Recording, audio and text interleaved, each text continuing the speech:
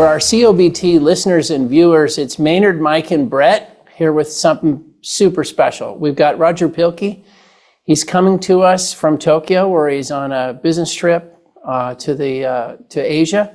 And so we're super lucky to get him while he's there, but we're lucky to get him anytime. Roger is the author of The Honest Broker. It's one of a handful of really great writings that are going out on Substack, so we really recommend you follow it, and we'll attach a link to it. Roger is also a non-resident senior fellow at the American Enterprise Institute. He's been at the University of Colorado on the faculty for many years now as well. I think I saw, Roger, it's your first semester not teaching a class in a long time, so you're having to, it's like empty nest or something syndrome for you. But he's really an acclaimed scholar, and in particular, one of the things that we've been focusing on in the last 6, 9, 12 months is we just don't know enough about climate science. And the world at some level is learning quite a lot about climate science as we go, but certainly the person in the street, it's hard to comprehend everything that's going on in climate, just like energy, maybe even harder. So Roger's become a great friend in that quest for us to try to understand better what's going on. Roger, I apologize, longest introduction in history, but it's you're a man worthy of it. So, well, there's only one way to go from that nice introduction, Maynard. So it's great to be with you guys. Well, it's awesome. As we jump in, Mike, what would you tell us about the markets? Big week. Everybody's watching the Fed. Yeah, Maynard. Today markets are a little bit mixed. Yeah, you said it exactly right. Tomorrow's the FOMC rate decision, and so really all markets are focused on that. We're talking bond markets, currency markets, commodity markets, and equities. And so tomorrow's a big day. The FOMC decision is tomorrow at 1 p.m. Central. So markets will really move at that point in time. As far as this last week goes, it's kind of been a pretty good setup for the market. We've got the S&P up around 3%, NASDAQ up about 4%, energy sector up about 3%, and oil's rebounding, and it's up around 8%. That's WTI. And so, two things we want to focus on today. Obviously, we want to focus on bonds, the FOMC decision. The second thing we wanted to really focus on is crude oil. We have a chart later in this exercise, and we'll get to that. But first off, like I said, everyone is focused on the FOMC rate decision tomorrow. The 10-year yield is around 3.65%. It really hasn't moved this week, and it probably will move tomorrow after we get a decision. I'd say kind of where we were with the 10, with the rates. I'd say a week ago, the consensus was we were going to have a 25 basis point cut, and it looks like this week we shifted more towards 50 basis point cut. So I think the thing is, if we get a 25 basis point cut, I think the markets will say, oh my gosh, the Fed is behind the curve, so watch out for that. But if we get a 50 basis point cut, I think the markets will initially rally on that, and then, probably 24 hours, 48 hours later, the market's going to say, well, what does 50 basis points mean? What does that mean for the U.S. economy? Is it slowing more than we think, and are there going to be more rate cuts before the end of the year? Now, the reason we mention this is because if you take out the 2001 and 2007 recessions and look at the S&P 500 performance 6 months after the first rate cut, the outperformance is a little over 10%. So it is pretty significant. So I think the markets already moved a lot based on this, but there could be follow through, and that's what we want to relay. The second thing we want to do is talk about crude oil. As you've seen, WTI is around $71 today. It's rebounded from a week and a half ago, being down around $65 a barrel. So a nice snapback in crude oil. The one thing we wanted to show you today, every week we want to show you a kind of a nice chart, but this week's chart just really kind of shows you where sentiment is in this market. And this chart basically shows you managed money versus in Brent contracts versus Brent oil price. And if you look at this chart here, the blue line all the way to the right side, it shows a little blip, and that's a net short position in futures. That's the first time we've seen a net short in managed futures, managed money futures in at least 10 or 15 years. And so that is very, very unusual. Like I said, that's the first time we've seen that in 15 years or so. And so what does that tell you? That tells you that, managed money tends to be traders. It tends to be hedge funds, stuff of that nature. What that tells you is that they are bearish. They're very bearish. And to kind of put things in perspective, you look in March 2020 when WTI went below zero, and Brent was trading at $20 a barrel, we weren't this short. And so this is a pretty extreme level. And what it tells you is that, traders are not scared about the markets right now. They do think the U.S. economy, they think global economies are slowing. They think that non-OPEC production growth is going to be significant next year. And they think markets are going to be oversupplied early in 2025. And so we have a basically OPEC meeting coming up here in December. And so I think what these traders are saying is, you know what, we're not scared. We see a slowing economy. We see non-OPEC production, and we don't see OPEC rescuing markets this year. They're not going to cut additional barrels. I think what market participants are also thinking about is, at the December meeting, do they actually increase production?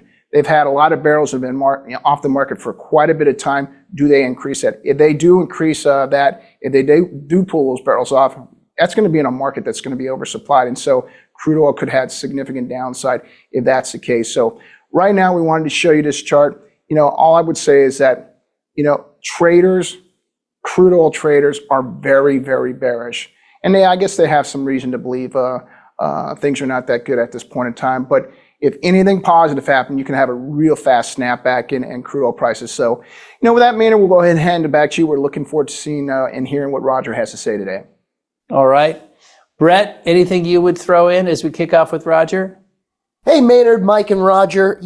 Real exciting news that we have in the nuclear world, and especially relevant to Texas this week, with the announcement of the NRC's issuance of a construction permit for the planned molten salt research reactor at Abilene Christian University. So we're talking about a technology that numerous companies are seeking to commercialize, that we've seen experimental demonstrations around before, that China is even attempting to commercialize right now, but needs a little bit more research and development support. And those opportunities are few and far between, with no operating experimental and research molten salt reactors. So this opportunity and issuance of a construction permit at Abilene Christian University creates great progress in this space, and hopefully can help us see some commercialization of these products very soon. Great. Well, Roger, it's a big week in the markets, and it's always a big week in nuclear. Have you been? We haven't talked to you in a while. We had you on the show at one point back in the fall of 23. It's great to reconnect with you. Yeah, it's great to be here. I've been busy. Climate and energy space, as you know, is always hopping. So never a dull moment, it seems. You and I caught up at one point this summer, Roger. We were thinking about, when from a schedule standpoint, it'd be great to come on the show. And we talked about hurricane season, and we have just wrapped up a hurricane season. You did some work in The Honest Broker talking about this. Maybe that's one place to stop. We're here to start. We're here in Houston. We did have Hurricane Beryl, but in general, that's all we had. What would you tell us about hurricanes and what the world is talking about in terms of hurricanes? Yeah, when we spoke over the summer, we talked about the seasonal hurricane forecasts, which had just come out at that time, with pretty much all of the forecasting groups across the country predicting an above average or much above average hurricane season. The peak of the season, so the midpoint of activity, is about September 10th. So we're past that. And the hurricane season by most metrics is either pretty average or below average. And some of the hurricane experts that I know are calling this year's seasonal forecasts one of the biggest busts in seasonal forecasting history. So there's going to be sometimes bad forecasts are motivation for better science. So there's going to be a lot of looking back at why the forecasts were so extreme, why nature didn't cooperate, but it's still mid-September, and so there's a lot of potential hurricane season left. It's not in the books yet, but I think there's only been 7 named storms to date, and so the forecasts of 25, 30. Even one forecast was as high as 37. Those aren't going to happen. So it is not nearly as active as was thought. So, Roger, maybe help us understand something like this, because I think, again, as non-climate science professionals, just people trying to understand it. The trying to model the climate certainly seems hard, and going out in time makes it that much harder. But trying to predict the number of hurricanes in a season, what would give, and I mean this in the most simplistic way, what would give someone confidence that they might be able to do that? Like I'm impressed that anyone even sticks their neck out and tries. What would you tell us about that? Yeah, so seasonal hurricane forecasting can be traced back to the pioneering work of William Gray, the late William Gray, who was a atmospheric science professor. He was one of my father's colleagues, actually, at Colorado State University. And he discovered there's a number of climate modes that are associated statistically with upcoming hurricane season activity. And so, for example, one of the most important is El Nino. Most people have heard of El Nino, which is a warming or a cooling, if it's La Nina, in the Pacific off the coast of South America, which has effects on circulation in the Atlantic. And so during the La Nina phase in the fall, there historically are more hurricanes. During El Nino, there's less. There's other factors also that go into these forecasts, but obviously they're not perfect products and may never be. So is this when you have a forecast and then it doesn't come true, and maybe it's wildly off or it's a bust or whatever? I mean, this is good news, right? Because well, of course we don't have hurricanes, but the other good news is you turn back to the model and say, okay, something's not right in that model. So it helps you refine the characteristics. Are you optimistic that we will get better at predicting these things as you look at it? My view very much is we will get smarter and we will have better understandings, but maybe super accurate predictions are just not in the cards. Most people, particularly insurance and reinsurance industries, they want to know about landfalling hurricanes and damage. The overall number of named storms in an ocean basin or the North Atlantic isn't of particular use to anyone. So my thinking is this will focus attention on understanding dynamics and processes, but no one should think that we're going to be able to forecast storms, much less damage and landfalls. Roger, maybe help us understand one thing, which is the business of, I say the business, but the industry of making hurricane forecasts. Where do they originate, or what is the community that is doing that? Is it roughly the same kind of people at the same kind of organizations? Or, I know if it's long range energy forecasting, you're getting different types of organizations forecasting that. I'm just wondering who is in the business of doing these types of forecasts. Yeah, most of the forecasts are put out by university groups. NOAA, the National Oceanic and Atmospheric Administration, the U.S. federal agency, puts out seasonal forecasts. People can go to the Barcelona Supercomputing Center, just Google it, seasonal hurricane forecast, and they keep a tab of the dozen, or it's not quite 24 forecasts that are put out before the season, at the start of the season, and they're updated in August. So you can go out there and find them. There are some private sector groups that do it. I would view it very much as experimental and for research purposes. They're not like weather forecasts that we get every day. And are these, from a commercial standpoint, did the offshore people with offshore businesses, people with shipping, insurance companies, did those types of organizations fund this type of research, or where does I know some of them are quasi-governmental or governmental, but right. Where does the money come from to study some of these things?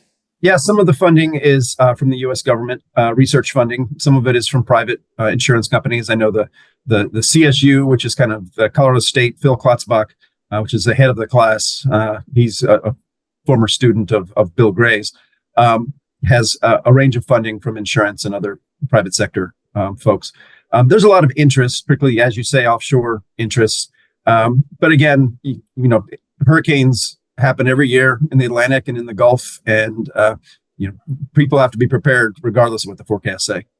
Well, and you'll say this better than me, but from some of our previous interactions, you caution against linkages between current weather and the climate debate for a number of reasons, because you cite a lot of the data, but you also, it's a mixed bag doing that, because then you can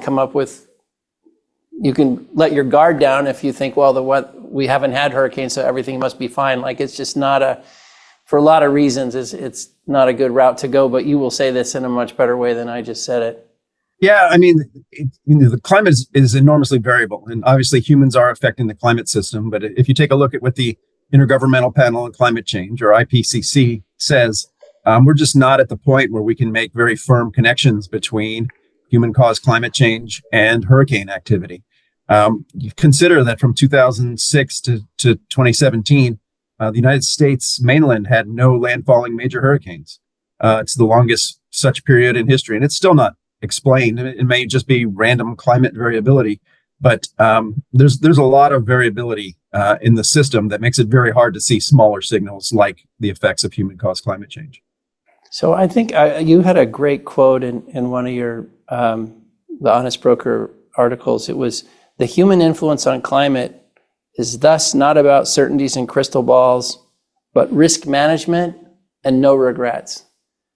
We just thought that was a great, because you are concerned about the effects broadly we're having, the human race on the planet. But that's your quote. I thought, do you mind just elaborate on that? Because it seems to really capture what you're about. Yeah, I mean, a lot of the debate over climate, what to do about climate, has to do with people asserting really firm certainties about the future. Yeah. That we're going to have more of this or that event, or on the other side of the spectrum, greenhouse gases, carbon dioxide, it's plant food, it doesn't do anything. And the reality is we are altering the energy balance of the Earth system. That's, without a doubt. Most of the heat actually goes into the oceans. And when you alter the energy balance of the Earth system, it's going to have consequences. Right now, the best understandings are the consequences for heat waves and extreme precipitation. So given that we are altering the Earth system, all else equal, it's probably better that we don't do that. And so it is about reducing risks. Just because you can't say with exact certainty how many hurricanes will be here this year or 10 years from now or 20 years from now, doesn't mean that we don't face a risk management issue. I was at something on Friday. It was the Kay Bailey Hutchison Energy Conference in Texas. And one of the speakers was remarking that really where we should be coming together better is around, and it's in your comment, risk management. We should be coming together around the spending associated with risk management, because you're going to have to do that anyway. That protecting all of us and coastlines and all of that from nature is a good idea, regardless of the extent to which the rate of change or the impact that we're having as a human race on all that. Is that something that you feel? Yeah, absolutely. And I mean, one of the things that often gets overlooked in the debate over climate is that it's not just about climate; it's about energy also. And energy is important to reducing the risks associated with extreme weather and climate. So air conditioning does wonders for a city that has a strong heat wave. There's geopolitical risks of relying on dodgy countries and dictators for energy sources. In many places, there's people don't enjoy the energy access that we enjoy every single day. And it turns out that as countries develop, become wealthier, their economies grow, they see a marked reduction in the loss of life and other human impacts associated with extreme weather. So risk management has multiple dimensions. One of those dimensions is impact on the climate system, but we have to balance that out with all of the other risks that we're trying to mitigate at the same time. So it is a little bit of a tricky Rubik's Cube type of an issue. Well, and it's fun to catch you in Japan, because every place is different, and Japan is not like Asia broadly, but if we were trying to generalize, it feels like we would say, Europe has a heightened focus on climate. Places like Australia are similar. Canada, it depends. And then the US is kind of maybe in the middle. And then when you get to Asia, you get more of particularly as you go from China to India, you start getting, hey, we care about the environment, but we really care about our economy and cost and growing and jobs. And so you get this spectrum. What would you say about your trip to Asia and some of the people you're meeting with and some of the attitudes or sentiment that you're running into? Yeah, Japan is absolutely fascinating in terms of energy policy and climate. Everyone is aware of Fukushima and the nuclear disaster in 2011 that led to a shutdown of almost the entire Japanese nuclear fleet. But Japan isn't particularly well endowed with domestic energy resources. So they had to turn to fossil fuels over the last decade. And so there's some elections coming up, a party election coming up next month in Japan, and next year there's a national election. And restarting or continuing to restart the nuclear fleet is on the agenda. One thing that I've learned from colleagues in just being here a few days is that there's a lot of sensitivities to geopolitical risks associated with reliance on fossil fuels.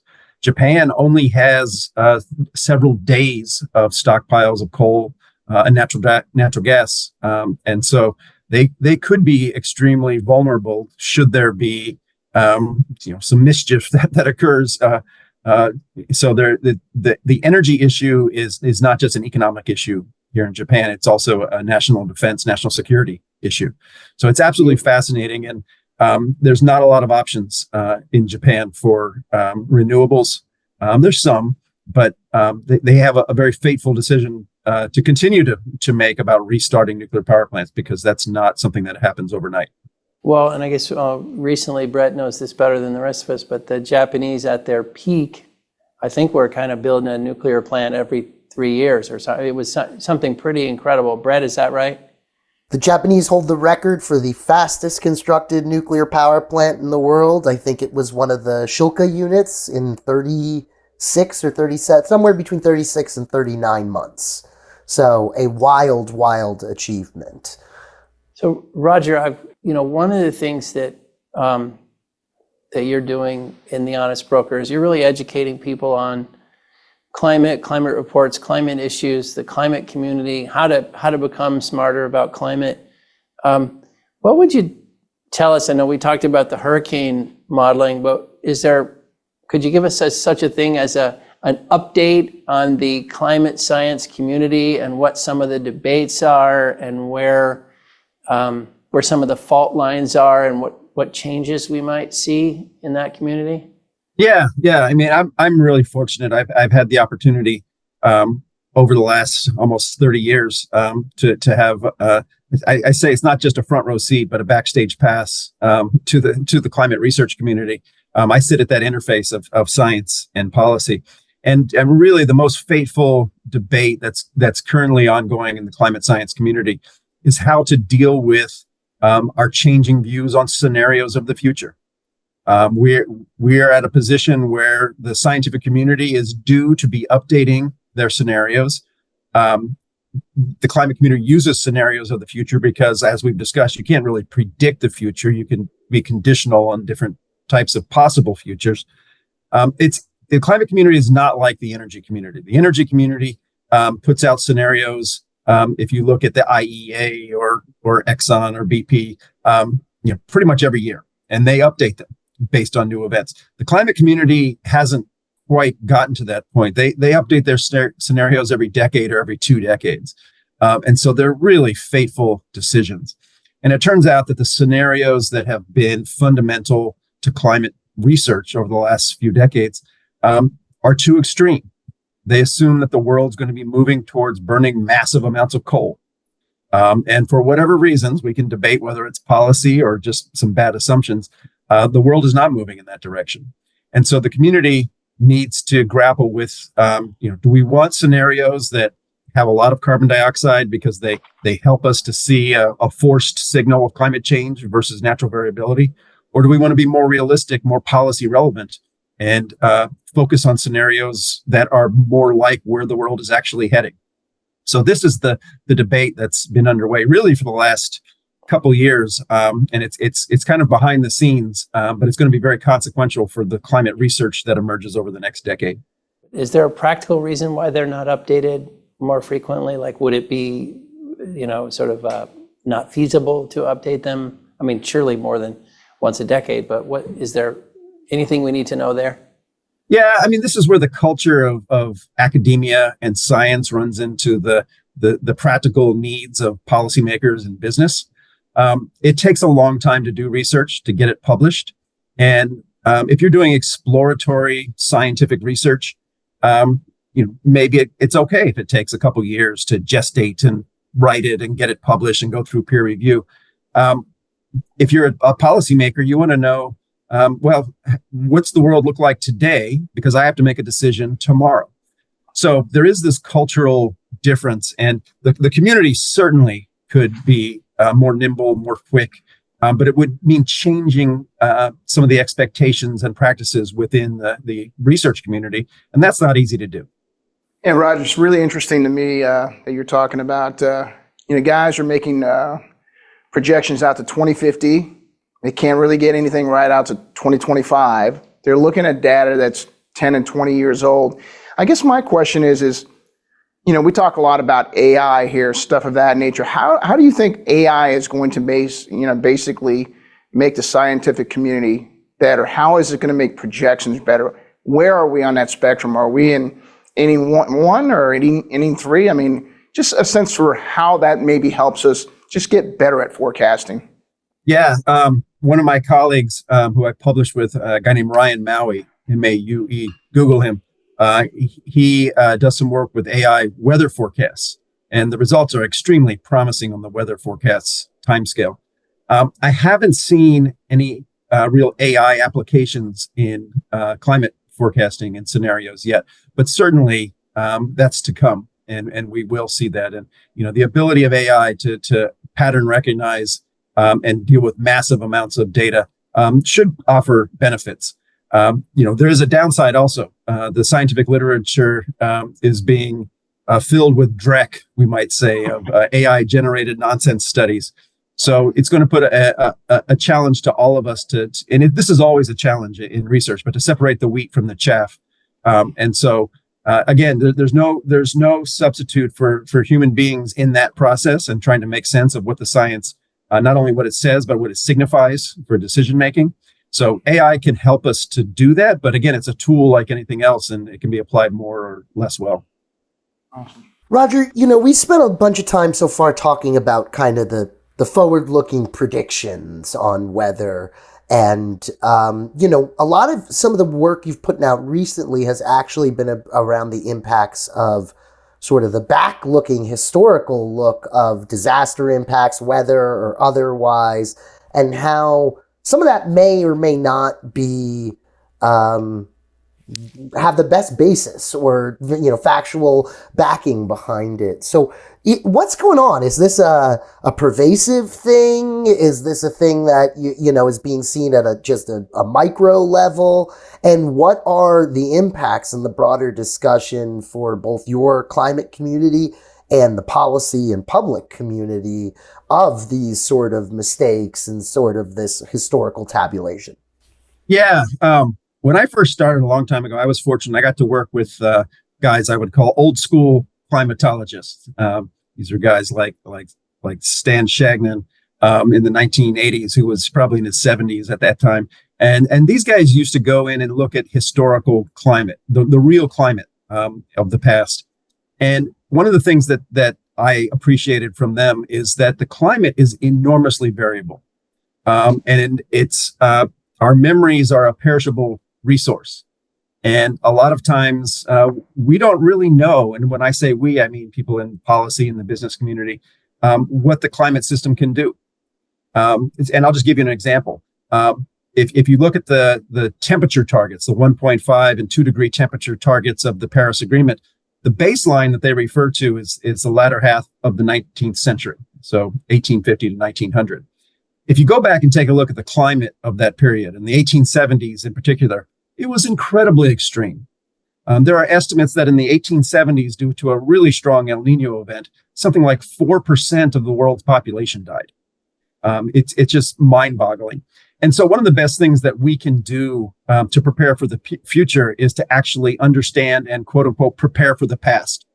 Let's look at documented historical variability. If the 1930s occurred again, how would we do? If the 1926 Great Miami Hurricane occurred, we estimate that's something like $350 to $400 billion. Are we prepared?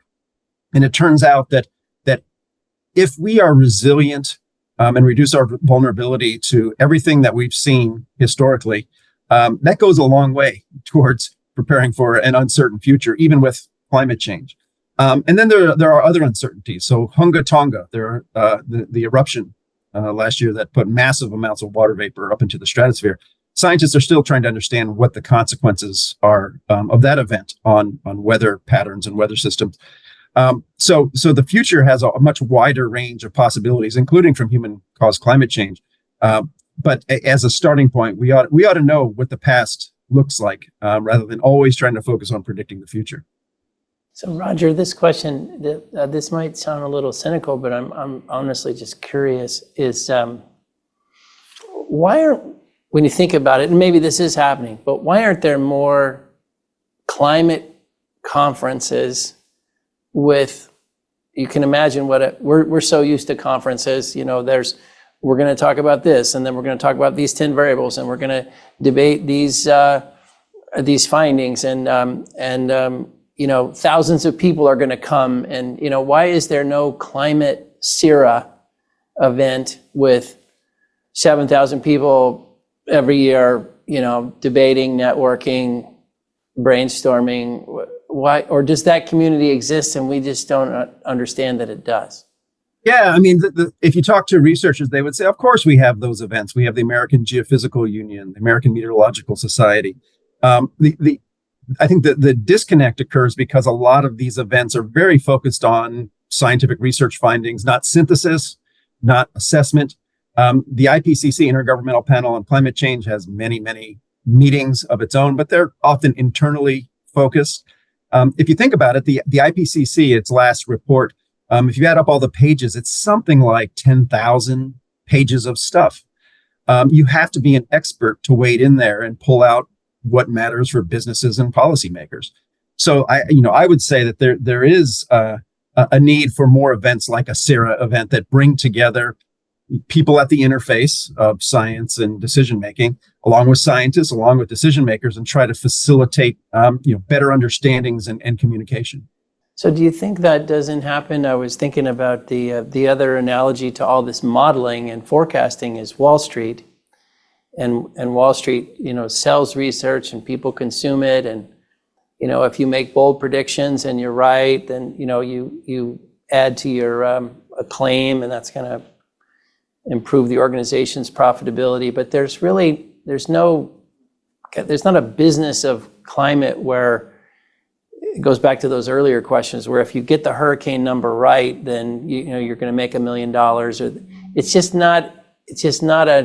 it's the foundation for all the discussion of energy transition, but we seem to under-discuss it given its importance. Yeah, there is an industry that has sprung up probably over the last 5 years called climate analytics. And I have to say, I'm not always a fan. These include companies who say, well, I can tell you what the flood risks are to your house on your block in 2045 or something like that, promising to do the scientifically impossible. And so I think there is a place for a more in-depth, more realistic discussion of what the science says for business. But, we're all familiar with this, and we see this in economics, and other areas. People want very specific decimal point forecasts. The old joke that was made by Kenneth Arrow, the Nobel Prize winner. He used to be a weather forecaster in the military. and he got word from his commanding general that he wanted something like a 1 week forecast of weather. And he replied, well, we don't have that capability. And the response from the commanding general was, yes, I understand that, but we need it for planning purposes. So there is this issue with demand for the impossible, and it's very hard for if there is that demand, people will satisfy it.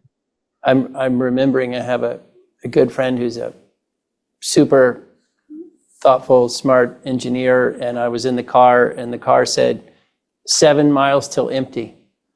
And I said, we're fine, because we're only going 5 miles away. And he said, why would you have so much faith that that's accurate? And I was thinking, well, this is funny. You're the engineer, I'm the non-engineer, but do you think non-technical people can get pulled in to things like what's going to happen in 2042 on the afternoon of blank? It's a funny thing. Right. That's exactly the challenge. And a lot of what I've been doing lately on The Honest Broker is trying to interpret and present to people what the IPCC really says, because it's a massive document and few people actually read it. And when they do read it, they're actually surprised what they find in there, because there is a huge gap between what you see in the media and public discussions, clouded by politics and advocacy, of course, and what you find in the IPCC. And when you get into the IPCC, I think it provides a much more solid basis for understanding the science and then making decisions about it.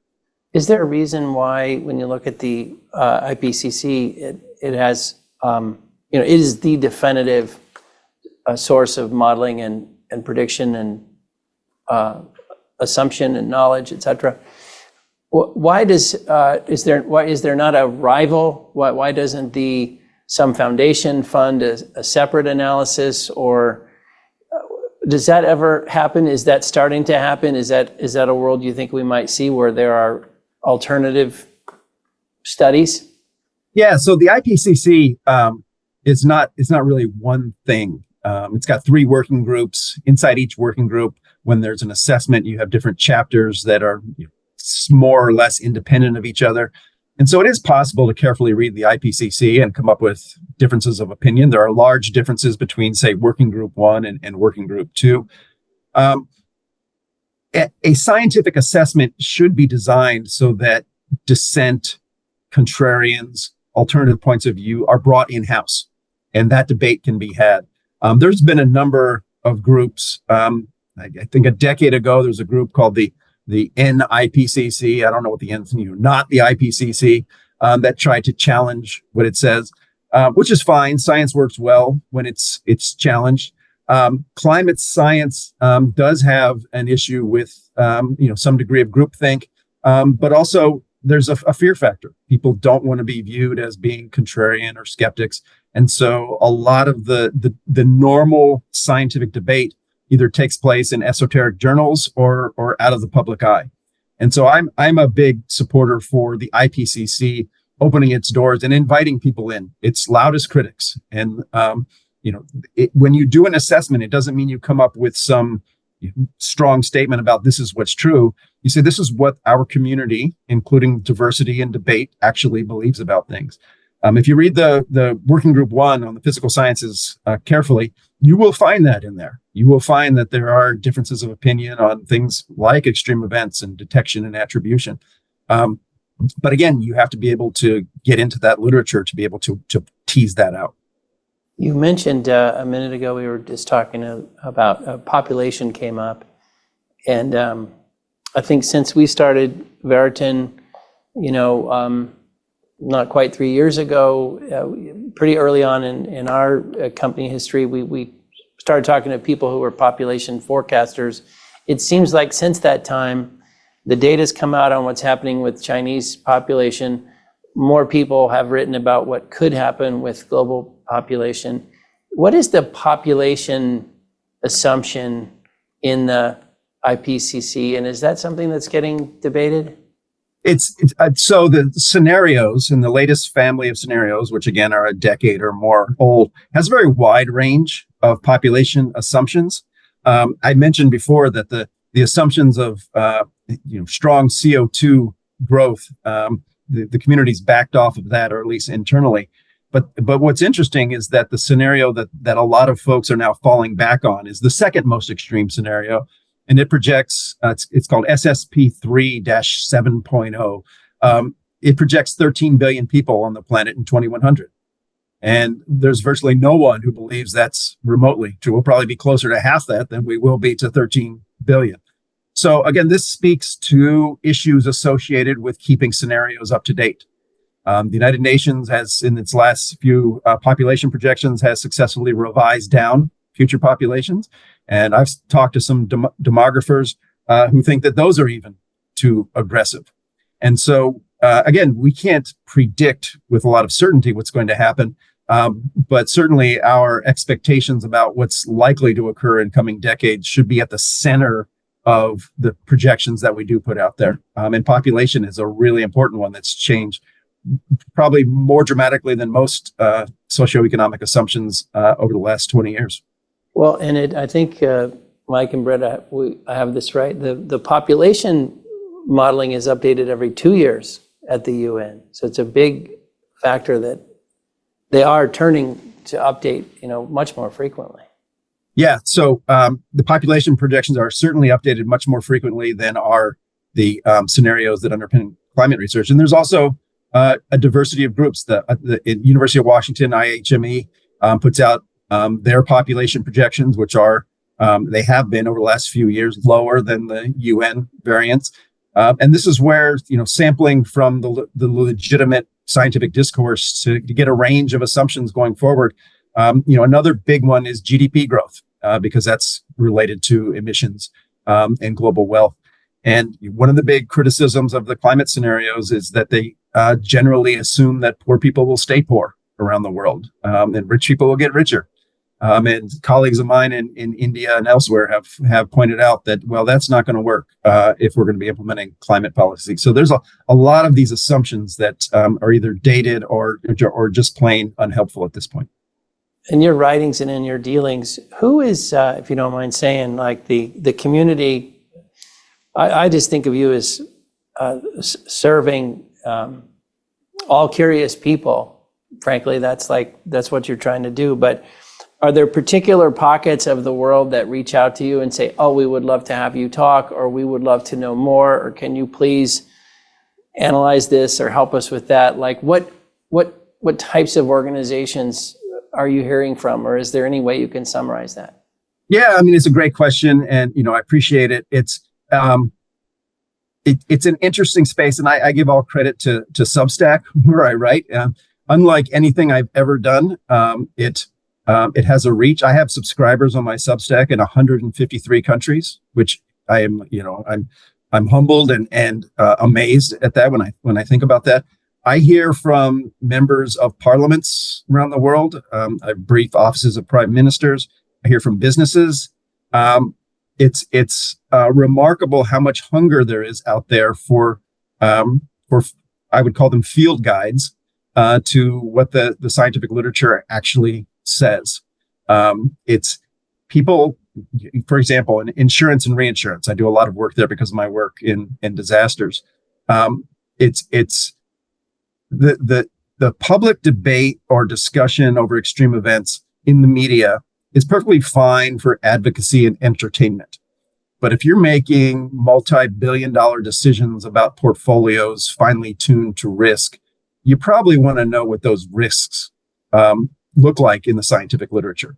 And you can't get that from the pages of the Wall Street Journal or the New York Times. And so I find that there's a lot of people who are really sincerely interested in good energy and climate policies who basically want to know, what does this stuff just say? People don't ask me like, what should we do or what decisions should we make? They say, what does this actually mean? What does this say? And so I have a lot of opportunities, like I do today here in Japan, to talk to people about, what the scientific literature says, and being open and honest. Where's the warts? Where do things need to be fixed? I guess I'm senior enough and in a point in my career where I don't mind if colleagues don't like me discussing the warts and the places where we need to improve, because for me, I think that's where science gets better. Sort of seems like, I don't know if this is a good analogy, but when the Fed, Mike was talking about the Fed, this is an important week for the Fed, but different presidents of the Fed, periodically they're talking to the press, and it's like they're a little bit behind the scenes, and they don't all have the same exact opinion about what should or shouldn't be done. It seems like you're a Fed president that has certain views, but there are others that see it differently. That's kind of the world that we're talking about here. But there's no minutes really released, right. So we don't get a sense of the debate. I think that's a great analogy, and I've used it before. It's actually been published. Central banking is one where we have really strong institutions that sit at the intersection of economics and fiscal policy. And in science, we sometimes have those institutions. So drug approval processes where you have committees meeting, people articulate their different views, they vote in public. Climate science doesn't have those strong institutions. I would love for there to be more field guides out there who are trying to do what I'm trying to do, which is in their areas of expertise, because my areas of expertise are pretty narrow, to explain, here's what the literature says, here's the divergent points of view, here's the controversies, here's the debates. But we don't have those sort of strong institutions in climate science like there is in central banking. Yeah, Roger. I mean, we talked about a lot of things today. I guess my question is what have we not talked about? What do you think in the next 2 or 3 years people are going to be talking more about? I know, is the science going to be better? Is it going to be worse? Is it going to be politics? Is it, how do you think things play out? Maybe, Maynard always wants to know what it looks like 10 years from now, but I want to go 2 or 3 years out. How do you think things, or what are going to be the important things you're going to be talking about in Substack 2 and 3 years from now? Yeah, so 2 and 3 years from now, the science of climate change is going to look a lot like it does in 2024. If you look at the long arc of climate science and you go back to the late 1980s when the IPCC was first created, the core understandings of climate science haven't really changed that much. We've known for a long time that we are forcing the climate system. That's mainly from the burning of fossil fuels, accumulating carbon dioxide in the atmosphere. There's other effects, such as aerosols. So when we burn stuff, we put particulates into the air. We change the land surface with agriculture and irrigation. So these core understandings that we are changing the energy balance of the Earth system, that poses risks to the future. That's still going to be with us. And so, people shouldn't hope that, all of a sudden we're going to have some big breakthrough and all of a sudden we'll have a magic AI supercomputer generated model that'll tell us the future. No. I do think that we spend too much time talking about climate science and not enough talking about energy policy. I really think that we're at a moment in time. I wrote something just recently about Kamala Harris and her comments made in the debate with Donald Trump, where she embraced fracking and fossil fuels. President Biden put out on Twitter a number of tweets showing the fossil fuel production of his administration exceeding that of the Trump administration. We're at a moment in time where the United States is clearly the world's energy superpower, really across the board. Maybe not nuclear yet, but the U.S. is in an enviable geopolitical situation, and it seems that both political parties have kind of come around to view that as an asset. So I would think over the next 2 years, in an ideal world, we would have a much more open discussion about national energy policy in the global energy and climate context. It's been almost 20 years since there was Congress took up a national energy policy bill. I just like to see Congress get engaged and talk about these issues. Climate science is important, and it's one reason why we would want to accelerate decarbonization, but it's not the only reason, and it's not the only thing that matters. Here in Japan, people I'm talking to, they were shocked at the Biden administration's announcement of the LNG pause. Apparently, the allies weren't brought in on that discussion. So it may be that the Biden administration thought they were doing something for PR or electoral reasons, but it has global consequences. As one of my colleagues said at dinner last night, he said, I don't think Americans realize how significant the words that are used in American politics are for the actions of others around the world. It's real easy to posture in a presidential campaign, but those words often have effects, and it has effects on trust, and so on. So I really would like to see a pivot to be talking more about energy policy with climate as part of that, rather than climate kind of eating up the whole discussion. And how important do you think, whether Trump wins or Harris wins, it sounds like you're saying whoever's the head of the energy department, whoever's making energy policy, it's very, very important in the next administration. Yeah, I've been having this debate. I ran a guest post earlier this week from a colleague at AEI, Benjamin Zeiker, debating on, how much do presidents affect fossil fuel production during their term. I think we're in agreement that within a presidential administration, there's probably not a lot of effect, given the long time scale of fossil fuel production and exploration and so on. You guys will know better than me on that. But if you take a look at the technology of fracking, for example. That emerged from decisions that were made jointly by the public and private sectors in the 1970s and 1980s. It just happened to take 30 years to become a market force. So really, the decisions that are made in the next administration, particularly related to innovation, research, deployment, they're going to set the stage for national and global energy technologies of the 2030s, 2040s, 2050s. So I think it's really consequential, but it's not the sort of thing where, there's a spigot on the side of the house and, Donald Trump or Kamala Harris can go out and turn it on or off. It's a lot more complicated than that. And I think that sometimes politics gets in the way of good energy policy, because people, particularly in the climate movement, expect things to turn on a dime, and it doesn't work that way. So, and again, for me, having the discussion, and I'm a big fan of Congress. People may not believe that. I used to work for the House Science Committee, and I think Congress has just been absent from our big policy debates on many issues, but particularly energy policy. Roger, I was struck by one thing when you were talking about energy policy and Kamala Harris saying there's been so much discussion of fracking and her policies there. But it's interesting that if I'm just thinking out loud, if she had said, I support fracking because I believe in natural gas, and I think natural gas, fracking has released so much of it, and I saw how we saved Europe, and I believe that fuel, all things considered, is reasonably priced and readily abundant, and it's better than coal. And so I believe in, maybe her campaign is watching this and they'll say that tomorrow. But it's interesting if you say, I support fracking, and you took it one step further and said, because I support natural gas. What do you think of, is that, I feel like I'm having a political campaign moment or something with this thought. Yeah. If you take a look at opinion polls, on energy. One of the most popular stances that a presidential candidate had on energy policy was when Barack Obama endorsed an all of the above strategy. Yeah. And it turns out that an all of the above strategy is very popular with voters. Most people do not know how quickly the U.S. has turned from a net importer to a net exporter of fossil fuels. And most people don't know how reliant large parts of the world are increasingly on liquefied natural gas, including Europe.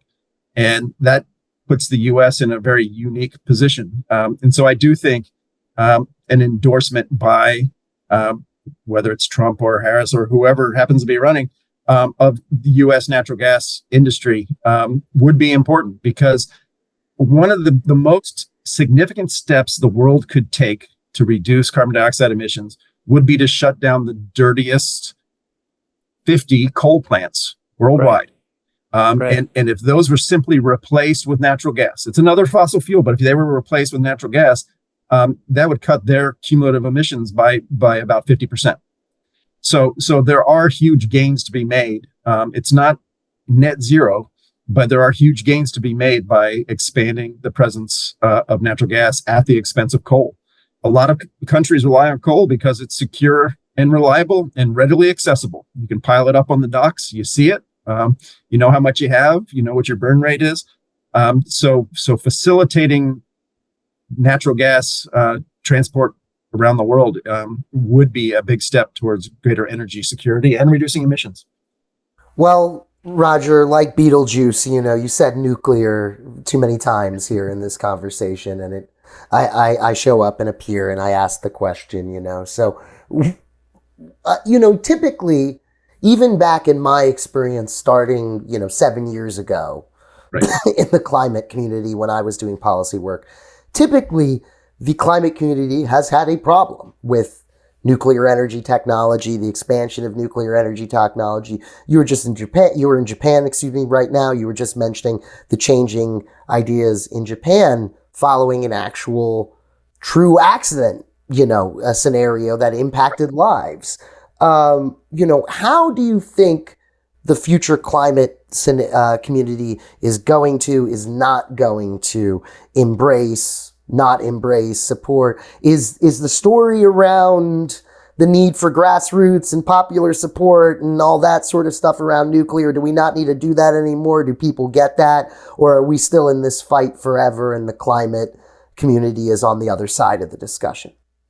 Yeah, I mean, I do think things are changing. And, when I give talks to people, and I talk to my students, there's a big generational shift. There's a big difference between folks in Europe and folks in Asia on nuclear. And I tell people it's perfectly legitimate for people to have fears of climate change, and it's also perfectly legitimate for people to have fears of nuclear power. That's fine. Whether it matches up with the quote unquote real risk or not, but people have dread risk and they're afraid. But if you're afraid of both climate change and nuclear power, then you have a math problem, right? So I do think that at some point, climate advocates are going to have a choice, because wind and solar are technologies that are expanding, but they're not going to be 100% of electricity production. The world's going to see dramatically expanding electricity production across Asia, Southeast Asia, eventually the continent of Africa, and that electricity is going to have to come from somewhere. So you'll know that the climate movement has gained a degree of sobriety when they fully endorse nuclear power. There are things that could be done. Even in the United States, let's site new nuclear on legacy coal plants that already have access to the grid, for example. There's a lot of kind of no-brainer sort of strategies out there that would reduce emissions. We'll see. And so I think that there is a bright future for nuclear, because a lot of places around the world, UAE, even Sweden, Italy most recently is talking about having another look at nuclear. I think the future is bright for nuclear, even though it may not be bright in the immediate future here in the United States. What do you think, Brett? Oh, well, I was just about to, my career, I've been in this for 15, right, 20 years. I don't think there's ever been a brighter time for even nuclear domestically as well. With Vogtle finishing the discussion, we were just there a few weeks ago. The discussions have drastically changed. I haven't heard people talk about large nuclear in years, and they're talking about it seriously. So we need everything, and it's fascinating. Roger, when you say a climate model, when all of us talk about climate models, the analogy in the financial world is you're at your laptop and you're opening up a spreadsheet and with lots of tabs and lots of inputs, and the lights dim when you do it, probably because the thing is so big. But what does a climate model really look like? Like just the feel of it, the inputs, the coding, the analytics, like what? You've opened one of those models, so to speak, and then you imagine, again, it's kind of an Excel mindset that you've got variables out a long way. What does the guts of a climate model really look like? Yeah. So in the 1980s, when I first started, there was a NASA scientist named Francis Bretherton, and he put together a graphic that was kind of like a wiring chart of the global Earth system. So if you think about the components of the Earth at a very high level, you have the atmosphere, you have the oceans, you have ice sheets, you have ecosystems. They're interlinked. And so a physical climate model is the interlinking of these different modules that try to replicate and parameterize, in some cases, the global Earth system. And as you can imagine, there's a lot of components and it's really complex. And climate models have gotten to be so sophisticated and complex is that there are very few, if anyone, who has the view from 30,000 feet, because you have a lot of people working on the individual elements of those models. One factor, and this is when Francis Bretherton put together his global Earth wiring diagram, I remember people criticized and said, well, there's no people there. So he drew a box with an arrow, human activities. We're affecting the Earth system. And this is where an input to these models happens to be our assumptions about what humanity is going to do. And again, there's a lot of assumptions that go into driving these models, as sophisticated as they are, that mean that it's not just a physics-based set of models. It's conditional upon what are called socioeconomic assumptions. But is it still fair to think of them as the types of models that you could say, I would like to make the following 15 assumptions, put that in the model and run it and come back to me? Can you interface with it in that way, like you would? Yeah, absolutely. And this is where, the climate science community will tell you that there is a big trade-off to be made between model sophistication and complexity and our ability to do a lot of different sort of what you call thought experiments with the models. It's computationally involved and expensive to run these models. And so there are a number of what are called reduced form or model emulators that the community has now that you can do these sorts of experiments. Out in the literature, there's something like 5,000 different socioeconomic scenarios for the future, covering a wide range of possible futures. Even that's just a small subset. In order to simplify things, the climate community reduces those to between 4 and 10 scenarios that they run. And even among those, there's probably 2 or 3 that occupy a lot of attention. So there is a lot of room to run in the community for doing these sorts of experimental what if scenarios out there in the literature. And what would you, for someone listening or watching to all this and who has a basic understanding, maybe like we do, but wants to take it to the next level, is there like 3 books you recommend, or what would be for someone who's just curious and wants to be smarter and wants to understand at a more robust level? What's a good way for someone to do that who is not part of either the energy or climate or environmental community now? Yeah, that's a great question. I mean, I think on energy, the various writings of Vaclav Smil are great for understanding scale. Robert Bryce, the journalist, also a Substacker, a friend of mine, has written some really nice, very apprehensible, understandable books about the energy system. For climate science, I am struggling to think of, what's a book I would recommend people to pick up. There are some critiques out there. There's the work. I mean, Jim Hansen has a book that's soon to be coming out. You can look at the early works of Steve Schneider. On the other side, Steve Koonin and Judith Curry have published books critiquing climate science. Really, reading not the summary for policymakers or the synthesis report, but the introductory chapters to the Intergovernmental Panel on Climate Change, chapters 1 through 4, for someone who has a good handle on jargon would be a good place to start. But no, I don't think there's a single book out there that I would say, yeah, this will give you get your head around climate science and where it's at, which is ideally this is what the IPCC should be doing. But I can't pull one out right now. Do you find that it's a fascinating thing, because this is the most, arguably, this is the most talked about problem in society, at least in Western society. This is problem 1, arguably.